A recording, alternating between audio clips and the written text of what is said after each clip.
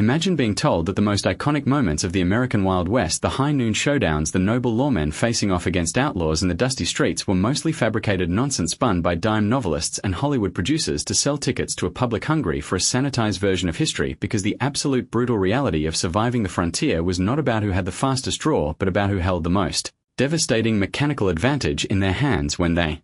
leads started flying and the black powder smoke choked the air, making it impossible to see your own hands, let alone the man trying to end your life across a crowded saloon or a desolate canyon trail. The men who actually conquered the American West did not rely on fair fights. They relied on ruthless efficiency, overwhelming firepower, and weapons so terrifyingly innovative that they literally changed the mathematics of survival on the frontier, where jammed cylinder or a misfire meant a shallow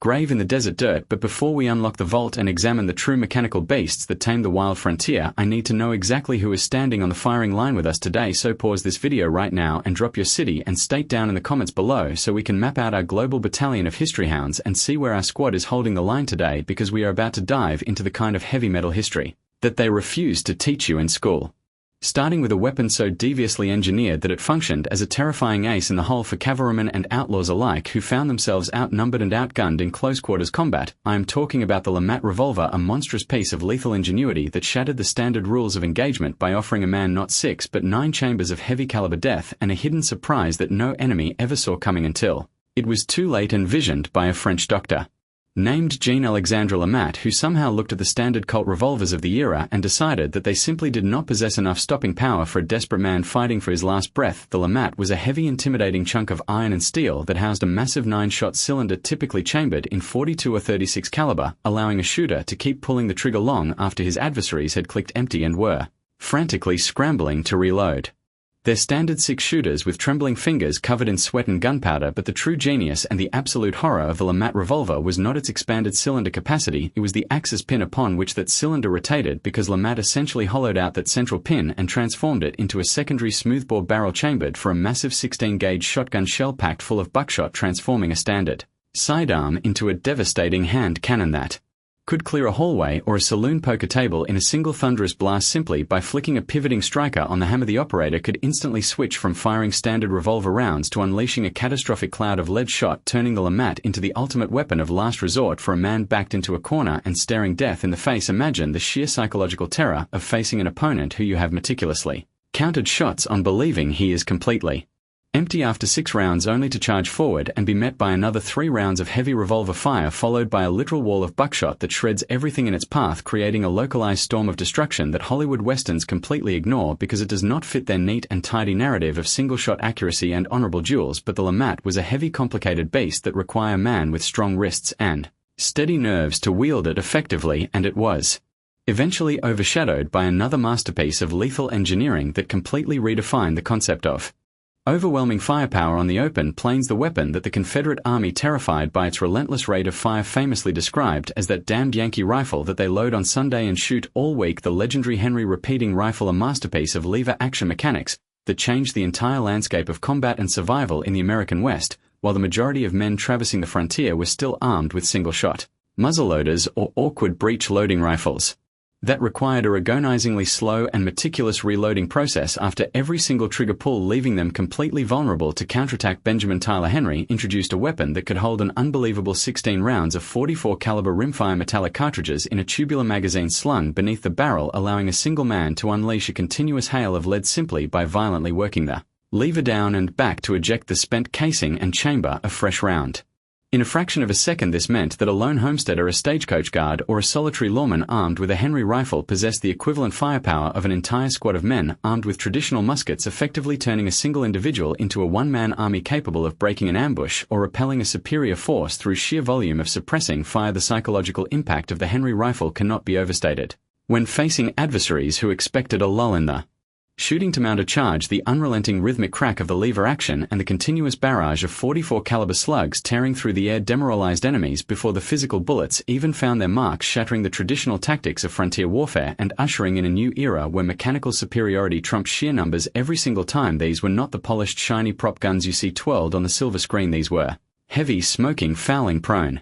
instruments of survival that smelled of sulfur and grease, requiring constant maintenance and an intimate understanding of their mechanical quirks to keep them running in environments filled with abrasive dust, freezing mud, and corrosive black powder residue. Yet, They were the exact tools that decided who got to walk away and who was left for the buzzards, shaping the destiny of the nation one trigger pull at a time as men pushed further into the unforgiving territories, knowing that their lives depended entirely on the complex machinery of springs, levers and striking pins contained within the wood and iron they carried across their saddles. And as we look deeper into the arsenal of the Wild West, we uncover even more obscure and terrifying innovations that push the boundaries of 19th century engineering, like the volcanic repeating pistol which preceded the Henry and utilized a completely revolutionary but tragically flawed rocket ball ammunition that contained the propellant and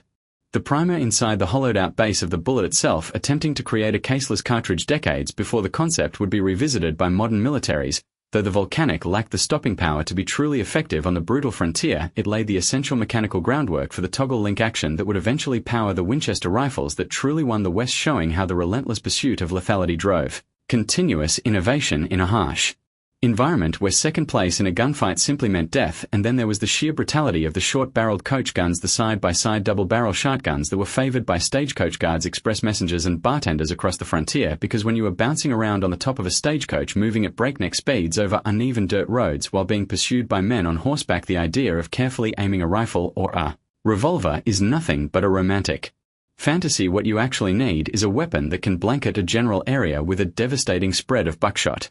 essentially allowing you to point in the general direction of your attackers and pull the trigger to create an impenetrable wall of flying lead that can easily take down a horse or tear a man clean out of the saddle with virtually no precision aiming required. These short-barrel shotguns were the ultimate problem solvers of the Old West, utilizing massive 10 or 12 gauge shells that packed an unparalleled kinetic punch at close range, making them the most feared weapons in any close quarters scenario where the absolute certainty of maximum damage outweighed the need for long-range accuracy or finesse. It was the weapon of choice for men who understood that the West was not a place for chivalry but a place for ruthless pragmatism, where surviving until sundown was the only metric of success that actually mattered. And as we peel back the layers of myth and legend, we see that the guns that conquered the Wild West were as diverse and complex as the men who wielded them, representing a desperate arms race fueled by the harsh realities of a lawless frontier where engineering ingenuity became the ultimate equalizer in the savage mathematics of life and death and black powder, because the men who carried these weapons understood that a single mechanical failure could be the difference between returning home and disappearing forever into the vast unforgiving landscape of the frontier. Consider the terrifying reality of the Colt revolving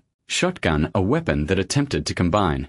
the rapid-fire capability of a revolver cylinder with the long-range stopping power of a shoulder-fired long gun, resulting in a beautifully lethal but incredibly dangerous piece of machinery that had a nasty habit of chain firing, meaning that the spark from a fired chamber could accidentally ignite the remaining chambers all at once, sending multiple rounds detonating simultaneously directly inches away from a shooter's leading hand, which was supporting the barrel. It was a design so fraught with peril that experienced frontiersmen learned to fire it while holding the loading lever underneath the cylinder rather than the barrel itself, just in case the weapon decided to turn into a handheld grenade, showcasing exactly how the rapid evolution of firearms technology during the Wild West often treated the end user as an unwitting test subject in a deadly experiment of ballistics and mechanics. The truth of the weapons that conquered the Wild West is found not in the sanitized jewels of Hollywood, but in the desperate, chaotic and smoke-filled reality of close-quarter survival, where men relied on multi-barreled monstrosities, lever-action bullet hoses, and sawed-off room clearers to tip the scales of fate in their favor, leaving behind a legacy of mechanical warfare that forever changed the course of history and paved the way for the modern firearms we see today, ending the era of the sword and the spear and replacing it with the cold hard calculus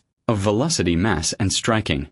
power in a world where the fastest draw was meaningless if your weapon did not carry the overwhelming force necessary to stop a man dead in his tracks before he could return the favor. They laughed when a lone hunter standing in the desolate sweeping winds of the Texas Panhandle claimed he could drop a Comanche warrior from a distance so vast that the sound of the gunshot would not even reach the target until after the lead had already shattered their bones. But the men who mocked him had never looked down the heavy octagonal barrel of a Sharp's buffalo rifle, a piece of artillery masquerading as a shoulder-fired weapon that completely altered the mathematics of long-range engagement on the untamed frontier. While the Hollywood westerns loved to show cowboys meticulously picking off enemies at incredible distances with standard lever action rifles or even revolvers, the brutal ballistics of the 19th century dictated that achieving true sniper precision required a weapon of staggering mass and terrifying caliber, like the legendary Sharp sporting rifles chambered in the monstrous 5090 or 5110 government cartridges. These were not guns meant to be fired from the saddle of a galloping horse. They were precision instruments weighing upwards of 12 to 16 pounds, utilizing a rugged falling block action that could withstand the apocalyptic chamber pressures generated by massive loads of black powder pushing a slug the size of a man's thumb across the prairie. Imagine the absolute mathematical genius and sheer instinct required to operate such a weapon before the invention of modern optics laser rangefinders or ballistic computers. A sharpshooter had to mentally calculate the drop of a massive lead projectile over a trajectory arching so high into the sky that it resembled a mortar strike, compensating for crosswinds, humidity, and the corrosive fouling building up in the rifling after every single shot, utilizing nothing more than a vernier tang sight, a delicate folding ladder of steel with a tiny peephole that allowed for microscopic adjustments in elevation and windage. This was the exact weapon utilized by Billy Dixon at the Second Battle of Adobe Walls in 1874, when he famously dismounted an enemy warrior from his horse at a documented distance of over 1,500 yards, a shot so impossibly far that it broke the spirit of the besieging force and cemented the Sharp's rifle as the undisputed king of long-range frontier warfare, transforming lone hunters into long-range artillery units capable of projecting lethal force across entire valleys without ever revealing their exact location to the men they were systematically taking down. And as the vast open plains gave way to the claustrophobic muddy streets of boomtowns like Deadwood and Tombstone, the nature of combat violently shifted from long-range mathematical precision to terrifying point-blank assassination, bringing us to another piece of lethal ingenuity that defined the era. They were told that only a coward hides his iron, and that a true frontiersman always faces his enemy in the center of the street at high noon. But anyone who actually survived the lawless gold camps understood that fairness was a luxury that only dead men could afford, leading to the massive proliferation of the Remington double Derringer and other easily concealed pocket pistols that ruled the shadows of the Wild West. When you are sitting in a smoke-filled saloon with thousands of dollars of gold dust on the poker table, you do not want a massive, heavy revolver pulling down your gun belt and broadcasting your lethal capabilities to every drunk and desperate drifter in the room. You want the ultimate element of surprise, a weapon so small it could vanish inside a waistcoat pocket, a lady's muff, or the top of a riding boot, waiting silently for the exact moment negotiations failed. The most famous of these, the Remington Model 95, was a mechanical marvel of lethal simplicity, featuring two stacked barrels chambered in the surprisingly vicious 41 rimfire caliber, utilizing a pivoting firing pin that alternated between the top and bottom barrels. With every pull of the trigger, it possessed almost zero effective range, lacking the rifling and barrel length necessary to hit anything beyond the distance of a card table. But in the brutal reality of frontier assassinations, range was completely irrelevant, because these weapons were designed to be drawn and fired in the span of a single heartbeat, often beneath the table or pressed directly into the stomach of an adversary before they even realized the conversation had turned violent. The psychological weight of the Derringer was immense, creating an atmosphere of absolute paranoia in the gambling halls and brothels of the West, because anyone from a wealthy banker in a tailored suit to a seemingly unarmed saloon girl could instantly produce a lethal threat from the palm of their hand, completely destroying the Hollywood myth of the honorable quick draw and replacing it with the terrifying truth that the deadliest gun in the room was usually the one you never saw coming until the flash of black powder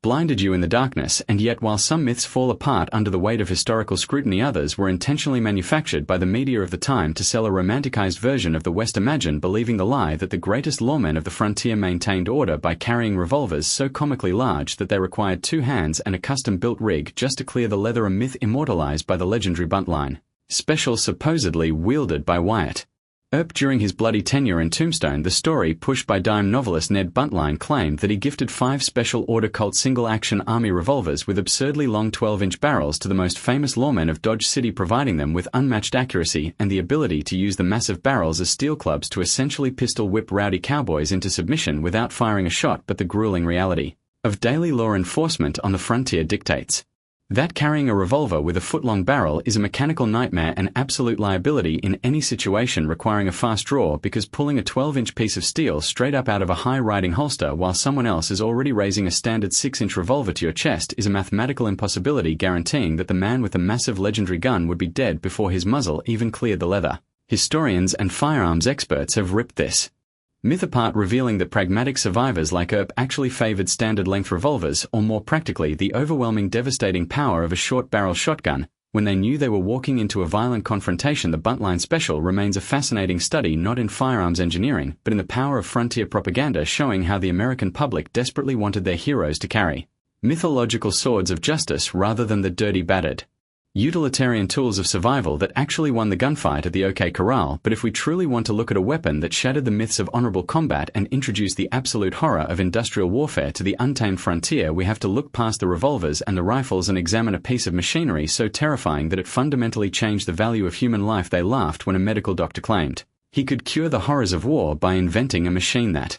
could shoot forever, theorizing that if a single mechanical device could provide the firepower of an entire regiment, armies would be forced to use fewer men, thereby reducing casualties on the battlefield. But Dr. Richard Gatling's horrifying invention, the Gatling gun, did not end wars. It simply mechanized the slaughter, bringing the cold, unforgiving precision of the Industrial Revolution to the dusty plains of the American West. The Gatling was not a gun in the traditional sense. It was a multi-barreled rotary cannon mounted on a heavy artillery carriage operating via a hand-cranked mechanism that manually loaded, fired, and extracted heavy-caliber metallic cartridges from a top-mounted gravity-fed hopper at a rate that was simply incomprehensible to men who had grown up carrying single-shot muskets. As the operator furiously turned the crank, the cluster of 6 to 10 barrels rotated around a central axis, allowing each individual barrel to cool slightly before rotating back into the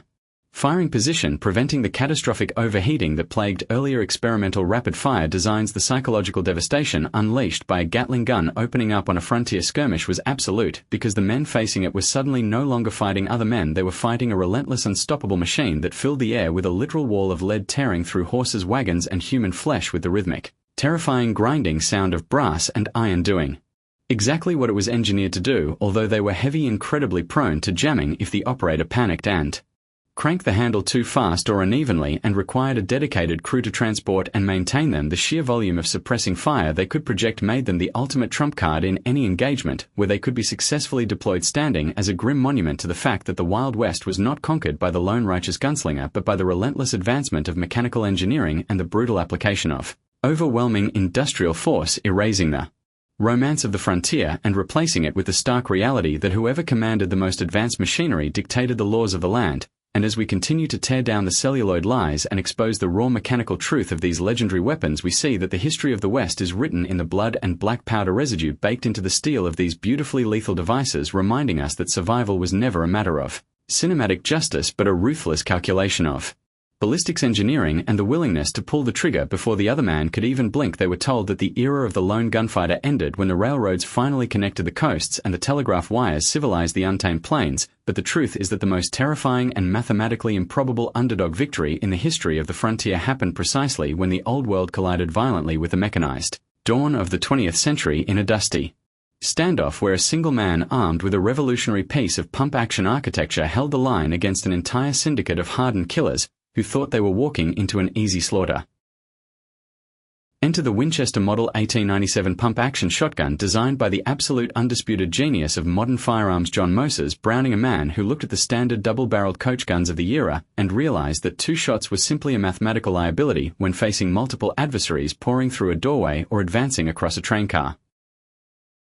Browning engineered a weapon that operated on a sliding forearm mechanism, allowing the shooter to extract a spent 12-gauge shell and chamber a fresh one with a single fluid stroke of the non-firing hand, while carrying 5 rounds in a tubular magazine beneath the barrel plus 1 in the chamber, giving a lone defender an unprecedented 6 shots of devastating heavy buckshot.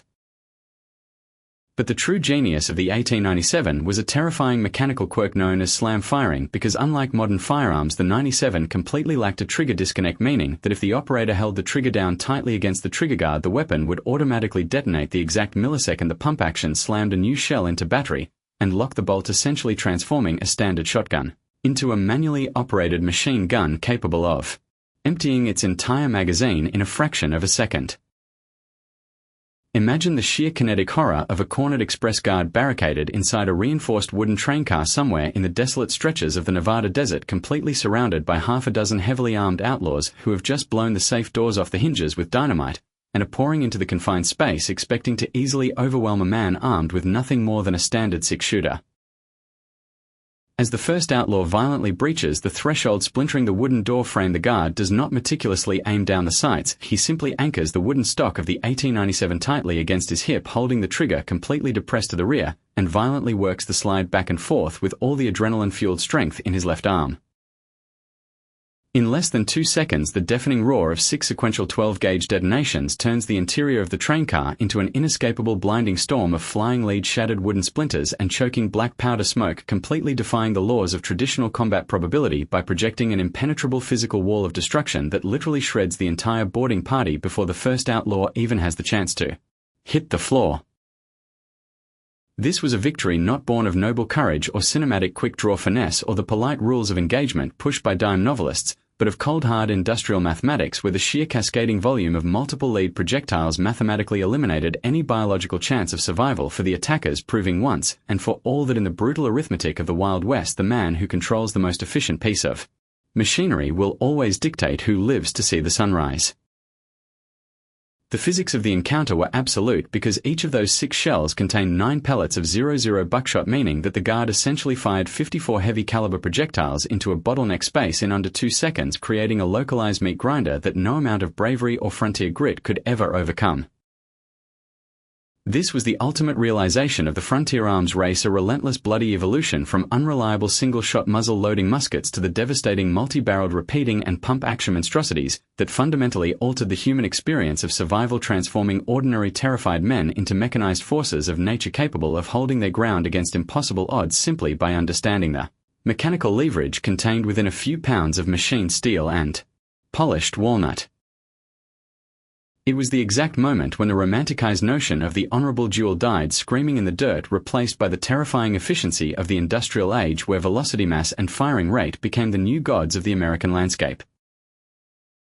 And as we look back at these rusted artifacts sitting silently behind museum glass today, completely stripped of their lethal context, it is entirely too easy to forget that they were once the absolute bleeding edge of technology, the 19th century equivalent of algorithms and artificial intelligence designed to solve the ultimate and most pressing human problem of survival in an environment that actively wanted them dead every single day. These weapons are not just inert pieces of metal or props for a Hollywood fantasy. They are physical manifestations of the human will to endure. They are the mechanical ghosts of a forgotten era, calling out to us through the static of history to remind us that our ancestors did not build this world with polite negotiations or endless debates. They built it with fire, with iron, and with an unbreakable determination to stand their ground against the darkness.